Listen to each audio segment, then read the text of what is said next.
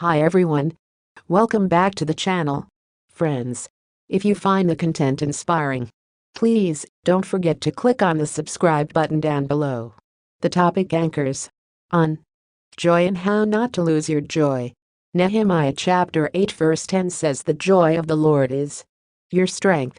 Although in our world today many have lost their joy due to one circumstance or the other, when you look at the faces of people around you, on the streets, in bus, in your church, you'll see it everywhere. So many people have been robbed of their joy. Note that this joy is not the same as happiness. Happiness is dependent on our circumstances while joy is not. That's because it's in Jesus, and He is steadfast, unchanging, forever the same. This joy is so closely tied to our walk with Jesus.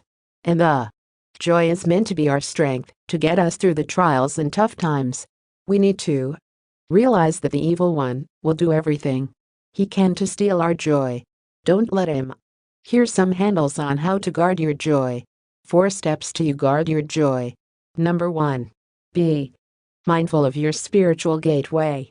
Our spiritual gateways such as the eyes, ears and mouth should be on check all the time. You must be careful the kind of things your eyes sets upon, what news you digest every day, and the kind of declarations or speeches that comes out from your mouth day by day.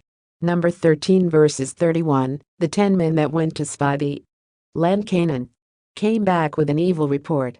They see themselves as grasshopper compared to the inhabitants in the land.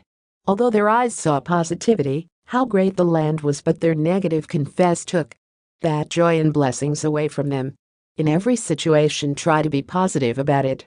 Although sometimes it might not be easy, surround yourself with people who see good in every situation.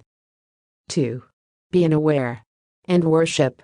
If you feel like you have been robbed of your joy as a believer, you have to fall back in love with Jesus again. To rediscover your childlike wonder in your wonderful Savior. Go back to that first love when you were moved and compelled by His compassion. His love is immense, vast beyond imagination. When we grasp that, we will know that everything we do is merely a response to His love and His grace. Worship not only completes our joy in fellowship with the Lord, but it also gives us a foretaste of heaven. As we honor God with worship, we receive a deeper sense of God's presence and our joy blossoms. 3. Be grateful. It says in Isaiah 61 verses 3, to put on a garment of praise instead of a spirit of despair or heaviness. Honestly, it's easier said than done. But being grateful is fundamental to joy. Being grateful is not trying to convince yourself that you're happy, but rather choosing to focus on what He has done in your life. Be it your school, workplace, church, home, family, friends.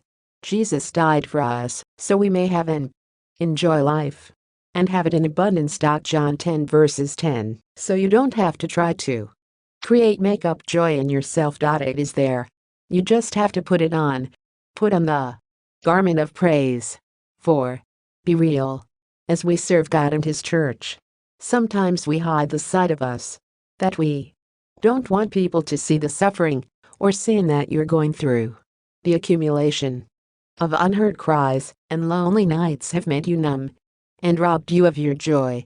Although you fight to stay faithful in serving His people, this double life may have caused you to lose your joy.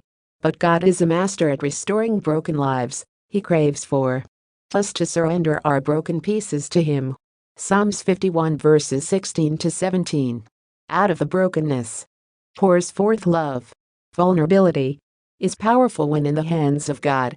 Be mindful of your spiritual gateway. Be in awe and worship. Be grateful. Be real. Keep these in mind. The next time the devil tries to discourage you, the enemy can't rob you of your joy. It is yours, given by God. The evil one can only try to fool you into letting go of it. If you feel that you have lost your joy, you don't have to drop everything. Connect back to your Maker. It's partnering with God to do what He is calling you to do by His grace, and leaving the part you can't do in His hands, trusting Him to do it. Hold on to Jesus. Hold on to your joy. Thanks for your support. Please, if you have not subscribed, try and hit the red button below.